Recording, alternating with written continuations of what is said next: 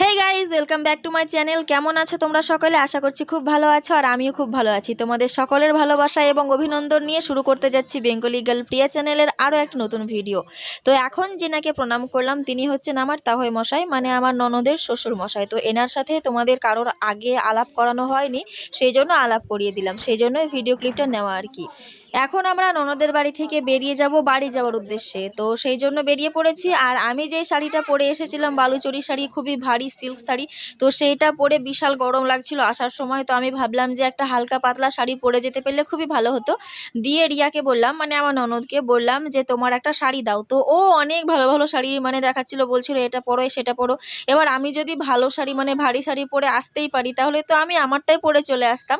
তো সেই জন্য আমি ওর একটা এরকম হালকা পাতলা জামদানি শাড়ি চয়েস করে নিলাম, দিয়ে পরে নিয়েছি, দিয়ে বেরিয়ে পড়েছি। কলেজে পালাও বলে পিছি তোমাদের বাড়ি থেকে এবার আমি চলে যাচ্ছি, আবার অনেক বড় হবো দিয়ে আসবো বলো, বলে দাও পিছিকে কদিন পর আবার চলে আসবো।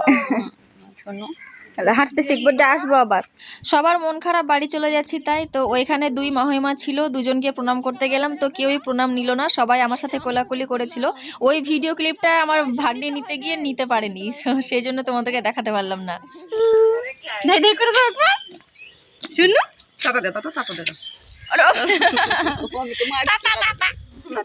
কথা বলে দেখো মোবাইলে 4:30।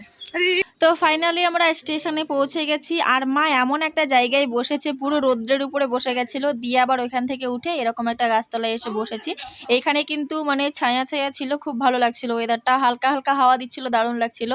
আর এই দেখো ট্রেন দাঁড়িয়ে আছে, আমরা ওই ট্রেনটাতে যাব না, আমাদের ট্রেন আসবে 3 নম্বর প্ল্যাটফর্মে, সেটাতেই যাব। ট্রেন আসার মোটামুটি আধ ঘন্টা আগে স্টেশনে পৌঁছে গেছিলাম। তো অতক্ষণ বসে বসে কি করব, খুবই বোরিং ফিল হচ্ছিল। আমি তো মোবাইলে এটা সেটা দেখছিলাম, আর মা তো ওকে পেয়ে মানে মায়ের বেশি টাইমটা কেটেই যাচ্ছিল। আর ওকে চুমু টুমু খেয়ে একাকার, মানে স্টেশনের মধ্যে ওকে চুমু খেয়েই চলে যাচ্ছে, চুমু খেয়ে যেন পেটই ভরে না। তারপরে এই যে দুজনে খেলা লাগিয়েছে, এই বাড়িতে যেরকম নাচায় আর হাসে, এই দেখো স্টেশনে বসে বসে সেরকম শুরু করে দিয়েছে। ওদের কীর্তি সত্যি, ওদেরকে নিয়ে পারা যায় না, ওরা যেখানেই যাবে সেইখানেই ওদের খেলা লেগেই থাকে। যাই হোক, এরকম সবসময় থাকলেই ভালো, সবসময় হাসি খুশি থাকবে সবাই, এটাই তো দেখতে ভালো লাগে, তাই না? আর স্টেশনে বসে বসে সোনা পাপা যখন হাসছিল তখন ওর মুখের হাসিটার দিকে তাকিয়ে আমি একটা জিনিস দেখে আবার চিন্তায় পড়ে গেছি, সেটা হচ্ছে ওর মুখের ঘাটা আবার বেড়েছে। ঔষধ দিচ্ছি, একবার ভালো হয়ে যাচ্ছে, আবার বেড়ে যাচ্ছে, কি যে করব এটা নিয়ে বুঝতেই পারছি না।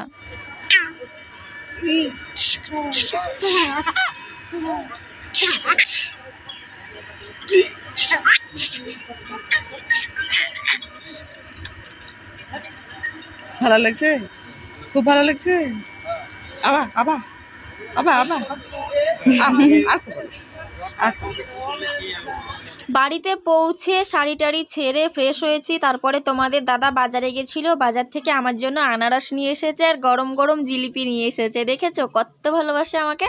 আর এই দেখো একেবারে টাটকা গরম গরম জিলিপি, এইটা হচ্ছে আমাদের ভগবানগোলার জিলিপি। ভগবানগোলায় একটা দোকান আছে, ওই দোকানদারটা জিলাপি খুবই সুন্দর বানায়, দারুণ খেতে লাগে। তোমাদের দাদা তো জিলাপি খায় না, মিষ্টি জিনিস খেতে পছন্দই করে না, তাও এই দোকানটা থেকে যদি জিলাপি নিয়ে আসে না তাহলে কিন্তু খায়, মোটামুটি 3-4টে খেয়ে নেয়, মানে ওকেও ভালো লাগে খেতে, মানে যারা খায় না তারাও খাবে, এত সুন্দর স্বাদ জিলাপির। তোমাদের দাদা ভাত খেলো, দিয়ে জিলাপি খাচ্ছিল, আর আমি তো আগেই খেয়েছি, সেটা কিন্তু ওকে বলিনি, ওর কাছ থেকে আবারও একটু খেয়ে নিলাম। আমার তো মিষ্টি খেতে দারুণ লাগে, মানে আমি পেলে আর ছাড়ি না। তো চলো আমরা জিলাপি খেতে থাকি, আর ভিডিওটা এখানে শেষ করে দিচ্ছি, দেখা হচ্ছে পরের ভিডিওতে, টাটা।